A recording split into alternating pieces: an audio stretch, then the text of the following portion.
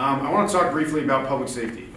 Public safety has, I think, has had an interesting journey, if you will, the past maybe 10 years or so with the advent of criminal justice reform, and now we're seeing the pendulum move again. But what we're seeing is a principle that I think holds, as we talk about the system as a whole, is that taking a blanket permissive approach to what we might consider low-level crimes or low-level offenses is having a disproportionate impact on our most impacted communities. And I'll give you an example. We're on South Temple right now, but if we go up one and across the way to North Temple, my good friend here, Dave, took me on a walking tour. And what we observed was not uncommon to anyone in this room, but it was an open-air drug scene. And so it was about 11 a.m. I mean, the sun was barely up. It was still cold outside. And in broad daylight, not behind a bush, not behind an alleyway, we saw people who were younger than us, folks who were seniors, aging adults, who were smoking fentanyl out of tinfoil in broad daylight.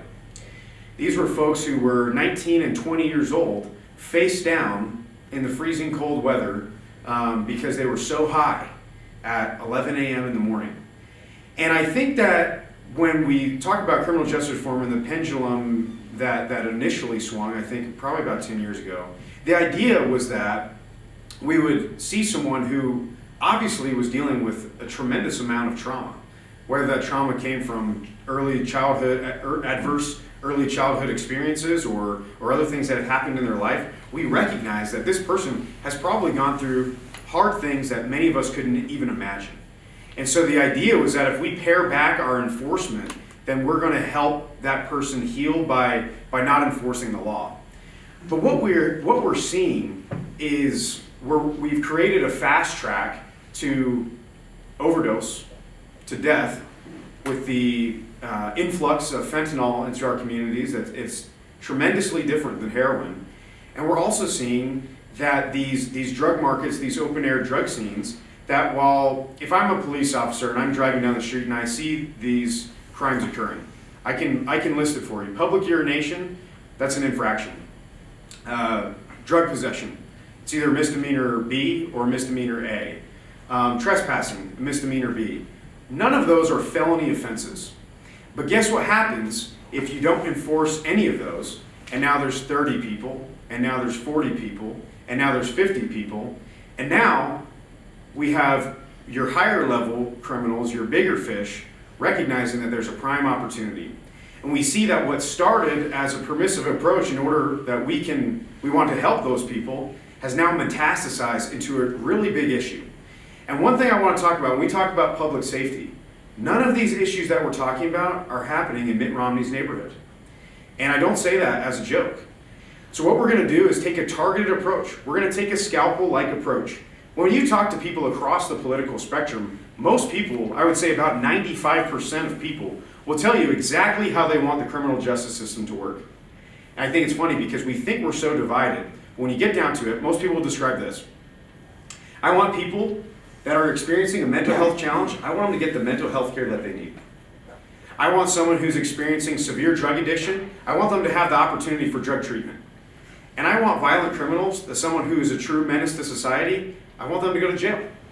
And I can tell you that about 95% of the people that I talk to, right, left, or center, will describe that exact approach. But for whatever reason, and I think sometimes it's just the nature of legislation, we kind of use that as if we're writing with a crayon instead of a really fine point marker, is that sometimes we make these sweeping changes, but really what we're going to try to do is take a laser-like focus to make sure that no community has to deal with the disproportionate impacts of the failure of enforcing laws. Last thing I'll say is I want to talk about housing first. Housing first was a philosophy that was actually really pushed through in the George W. Bush administration on the federal level through the Department of Housing and Urban Development.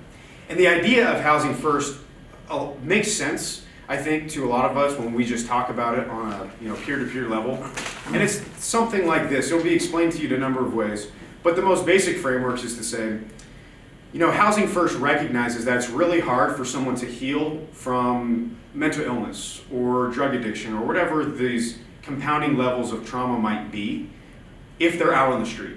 I think everyone can, agree with that general principle. That's very difficult if you don't have a roof over your head to get anything else in order in your life. But what Housing First has now morphed into is a regulatory regime that flies in the face of best practices and certainly flies in the face of the realities that we're seeing right here in Salt Lake City, Provo, Price, St. George, and Ogden, which is that housing is, once again, it's a puzzle piece, but it's not the issue.